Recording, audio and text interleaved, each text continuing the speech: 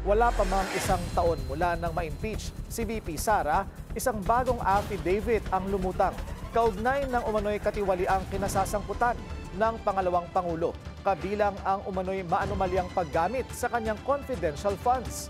Ayon sa sinumpaang salaysay ng isang Ramil Madriaga na nakuha ng Billionaire News Channel, siya umano ang inatasan ng VP na bumuo ng Vice Presidential Security Group noong manalo ito sa 2022 elections. Ayon kay Madriaga, December 2022, nang personal siyang abutan umano ng ilang duffel bags ni Colonel Raymond Lachica, ang miyembro ng VPSG, na una nang nadawit sa investigasyon ng korupsyon sa OVP at DepEd. Ang mga duffel bag na ito naglalaman daw ng 33 to 35 million pesos each. Isa raw ang dineliver sa isang mayor sa Laguna.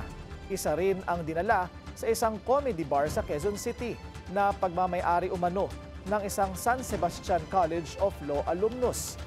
Dito niya raw nakita si VP spokesperson Reynold Munsayak na inutusan daw siyang iwan ang pera sa opisina ng naturang comedy bar. Isang duffel bag din daw ang idineliver sa parking lot ng Office of the Ombudsman. Sa isang pagkakataon din daw, inutusan siyang mag-deliver ng sasakyang naglalaman ng 80 million pesos sa parking lot ng isang mall. Kalaunan, nakita niya umano itong minaneho ng asawa ni Ombudsman Prosecutor Ryan Kilala. Sinisikap pa ng Billionaire News Channel na kunin ang panig ng mga personalidad na nabanggit sa affidavit ni Madriaga.